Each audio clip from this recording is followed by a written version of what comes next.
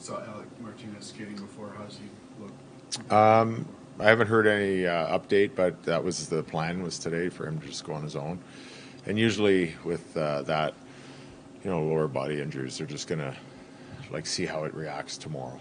So that's all I got on that one. What was the emphasis on practice today? Just obviously we had trouble handling their speed in the D zone, a lot of switches, whether it was 5-on-5 or the PK. So we just wanted to really go over the D zone responsibilities and neutral zone responsibilities, just to make it easier to break out, because our neutral zone plan is to kind of clog it up on one side and have two forwards, or at least one closer to the D, to keep the D on their own sides to help break out easier.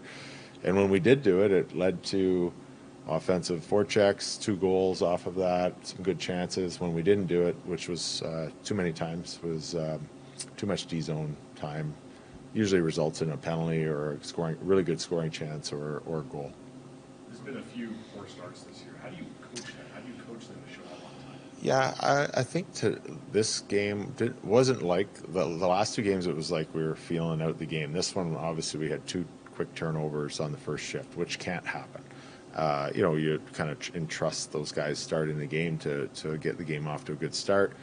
But it didn't seem like we had no pushback or get up and go in this period. It was a different one, but still, same result. So, you know what? We talk about it, and it's only happened really once that the whole game we didn't get on a good roll after that and give ourselves a good push. I just felt like we were chasing it the whole game, where the other 2 games we kind of climbed back in the second and pushed. This is a different scenario, but same result, so obviously can't happen. So talked a little bit about being a little bit more connected. So that's why we did work on that. I think the things that I mentioned, like our neutral zone forecheck, not kind of wedging like a reverse home plate, like a 1-2-2, getting it to one side where you know where it is, or it's a heave pass to the other side, which our weak side D will handle, because usually the guy's by himself. Usually that leads to easier breakouts, easier regroups, which always leads to offense. And we just didn't do that well last night. So that's what we discussed, and part of that is our start. Like, we got to be on our system. If we're not on our structure and our system, then there's one guy doing one thing and 4 other guys guessing, and we can't do that. We're not at that stage yet where we can go a little bit rogue with 10 high-star players like, Tampa Bay a few years ago, or Colorado a few years ago, like those teams. We're not there, obviously, yet. So we have to stay 100% on structure for 60 minutes. So you can't be 60 minutes if you don't play the first minute right. I saw you talking to Reichel after practice for a while. What were you talking about? Just about his last few games. I thought 2 games ago he got more results, obviously, but I still liked some of his, his offensive bursts and trying to shoot pucks more.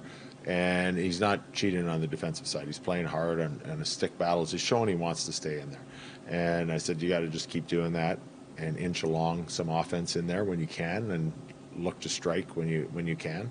And, hopefully he can get a little bit more time in the power play. We'll look to try and get him some of that too. I thought he had one good burst in. I think it was a quick regroup, and then they called it offside by a fraction. Otherwise, he could have been in almost not alone, but maybe for a good opportunity. So just saying he's doing good things. We wanted just to, same as when someone is struggling or does something that's a little bit off of our structure, you try and talk to them and bring them back. You want to make sure you talk to them when they do something well as well.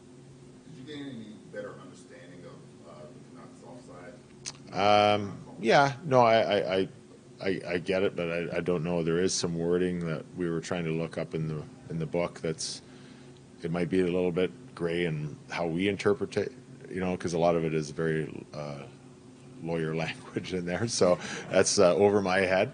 But it's just they were definitely Andrew Smith, I think, was the guy we were talking to, the linesman, and he was great to try and communicate in a timely manner, like what they saw, and he was 100% on it. So we have to go with that. Like, if that's the rule, that the way they're instructed to call it, then we have to live by that and make sure we do a better job that it doesn't happen. With the too many men on the ice penalty too, how do you get the guys to shake off both of those and try to refocus on the actual game? Yeah, it's like reacting after a goal. Whether you score a goal or you get scored against, I think the next shift you have to. If you want to create momentum in a game, you have to be really good. If you fall back, if you just scored, and the building's buzzing or the other building is like ooh, like it's down, you can't let them come back, or you got to create your momentum even more, and it makes it very delirious for the other team. And I think that's the same with a call or a missed call or a call that you don't think is right. I think we have to shake that off in the next shift. We got to create our own momentum again and not let that affect what we're doing in the future. Is that hard to do when you're down in a game and you're trying to get that break and you don't get Yeah, it? and it's easy for me to say because I'm standing here or even on the bench. I get more heated than people in the stands because I'm closer to it and I'm more invested to it. But the players are the ones that are really heated, the ones that their heart's pumping and they're in game mode. It's hard to reset, but the best players do. Bedard has had a lot of chances, especially last night, but just one goal this year. Do you sense any frustration from him, or what's your message to him? No, I don't think he's too frustrated. I think he keeps calm. I think he gets a little frustrated at instant moments and moves on. He's got some good maturity in that area. But I think, I'd like to see him, shoot the puck a little bit more, maybe a little quicker. But he knows that, and sometimes it doesn't present itself. So, like when he starts you don't want him to start forcing it either. I think he's going to be a guy that's when it goes in, there's going to be a lot of them going. And he's a point of game guy, I think, still, and a plus player. So I think there's some great strides going there for him, and he's worked. He was in a couple clips today in the video as well, working on the right side of the puck in the D zone. So those are areas that he's really improved on. And once the scoring starts clicking, and I think sometimes in the power play, people are going to key on him even more. Then sometimes that we score on the power play and he doesn't get a point. Well, in our minds, he's doing his job. They're double covering him, or one guy's leaning to him more, like kind of an Ovechkin situation. It makes the rest of the power play better. So that's somewhere where I think he understands that as well.